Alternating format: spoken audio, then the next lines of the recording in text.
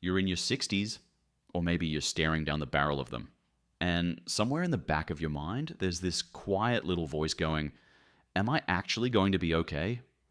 Most people don't ask that question out loud. They just keep working, keep contributing, and hope the number in their super app looks decent enough by the time they knock off for good. But hope isn't a retirement strategy. So today, we're going to do something most financial content refuses to do. We're going to tell you exactly what retirement actually looks like at different super balances. Not theory, not benchmarks, wrapped in disclaimers. Real life. What you can actually do, afford, and enjoy depending on where you land. Because your 60s are not the time to be vague about this stuff. First, the gap nobody warns you about. Here's something that catches a lot of Aussies completely off guard. The age pension doesn't kick in until you're 67, but you can access your super at 60, which means if you retire at 62 or 63, or even just cut back to 3 days a week, your super is carrying the full load for those early years with absolutely zero government top-up. That 7-year gap between 60 and 67 is where a lot of people quietly blow their retirement without even realizing it.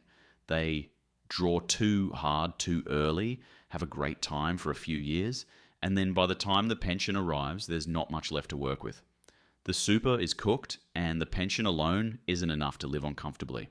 So the number in your super at 60 isn't just funding retirement, it's funding the bridge.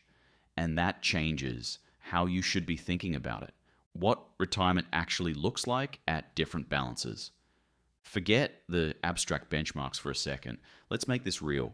If you've got $150,000 to $200,000, you're not going to have a comfortable retirement off super alone. And that's just the honest truth. But it doesn't mean you're stuffed. A modest retirement in Australia needs roughly $110,000 to $120,000 in super. So you're above the floor. What does modest actually look like though? Think home-cooked meals most nights, a serviceable car you're not replacing often, free or cheap activities, walks, fishing, time with the grandkids, a domestic trip every couple of years if you're careful with it. The age pension does the heavy lifting from 67. If you own your home outright, you're in a much better spot than if you're renting, because rent never stops and it eats through everything. You're not going hungry, you're not on the street, but the margin is thin. A big medical bill, a car that dies, a hot water system that gives up. Those things sting when you've got no buffer. If you've got $300,000 to $400,000, this is roughly where the average Australian in their early 60s actually lands. And the honest answer is BNUS. With smart drawdown and the pension kicking in at 67, you can have a genuinely decent crack at retirement. Not flashy, but real. You're eating well, you've got a reliable car, you can do a domestic trip once a year. Cairns, the Gold Coast, a road trip up the coast.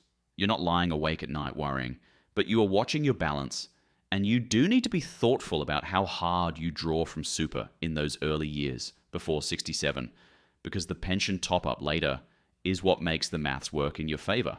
If you've got $500,000 to $630,000, now you're in the zone. ASFer says a single person needs around $630,000 for a comfortable retirement, assuming you own your home and receive a partial age pension on top. At $500,000, you're close enough that with decent returns and a bit of discipline, you're living well. Regular meals out, good private health cover, a reliable car you replace every 7 or 8 years, a domestic holiday every year, and an overseas trip every few. Bali, Southeast Asia, maybe Europe once if you time it right. You're not checking your bank balance before you order dessert. This is a genuinely good retirement. If you've got $730,000 plus as a couple, if you're here together, you've done the work, and the retirement you always talked about is within reach. You're traveling internationally without the mental maths beforehand. You're running the aircon without adding it up on the electricity bill. You're replacing the car when it makes sense, not when you absolutely have to. The age pension supplements what you've already got rather than being the thing you're desperately counting on. That's a comfortable position, and it's worth protecting with smart drawdown strategy as you go. What you can still do if you're behind. Right. So if you looked at those numbers and felt your stomach sink a bit, here's the good news.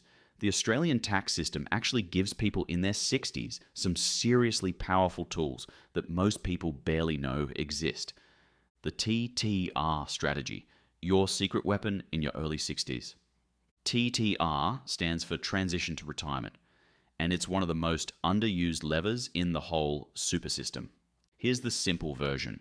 Once you hit 60, you can start drawing from your super as a tax-free income stream. At the same time, you salary sacrifice more of your wage into super at just 15% contributions tax instead of your normal marginal rate, which could be 32.5% or higher. The maths works out so that your take-home pay stays roughly the same, but you're pumping more into super and paying significantly less tax overall.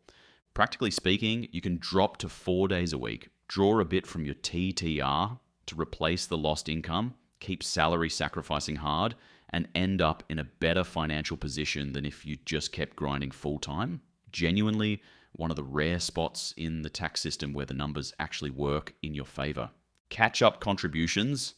If your super balance is under $500,000, you can look back 5 years and use any unused concessional contribution caps from those years.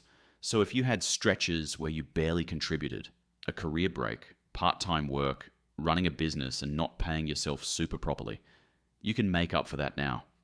The annual cap is $30,000, including employer contributions, but unused portions from the past 5 years can be stacked up and used in a single year.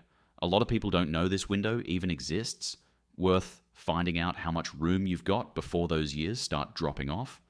The downsizer contribution. This one can change the entire game if you own property. Sell a home you've owned for at least 10 years and you can tip up to $300,000 each, or $600,000 as a couple, straight into super, and it sits completely outside the normal contribution caps. For a lot of Australians whose super is behind but whose family home has doubled or tripled in value over the years, this single move can take them from modest territory to comfortable territory in one hit. Worth understanding before you sign anything on a property sale. Stop being scared of your investment option. This one costs people tens of thousands of dollars, and barely anyone talks about it. A lot of Australians shift their super into conservative or balanced options in their 60s because they're nervous about market dips. Totally understandable emotionally. But here's the problem. Your super might need to last another 25 to 30 years from right now. A 62-year-old in a conservative option is locking in lower growth for 3 whole decades of retirement just to avoid short-term volatility. That's not playing it safe. That's an extremely expensive trade-off dressed up as caution. At minimum, log in and actually check what you're invested in. Growth options have historically outperformed conservative ones significantly over long time horizons, even accounting for the dips along the way. The real goal. Look, the numbers matter, but here's what they're actually standing in for. What people want isn't a specific dollar figure. It's peace of mind. It's knowing the bills are covered without a spreadsheet.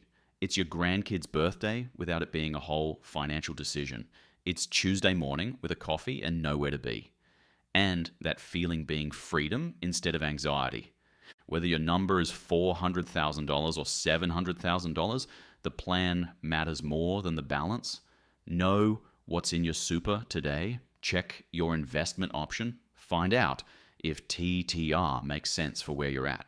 And if you're sitting on a property that's grown significantly, don't forget the downsizer contribution exists before you sell. Your 60s are genuinely your last proper window to shape what comes next. Use them well. If this was useful, subscribe and hit the bell so you don't miss what's coming. Cheers for watching. See you in the next one. General information only, not personal financial advice. Have a yarn with a licensed financial advisor before making any decisions about your super.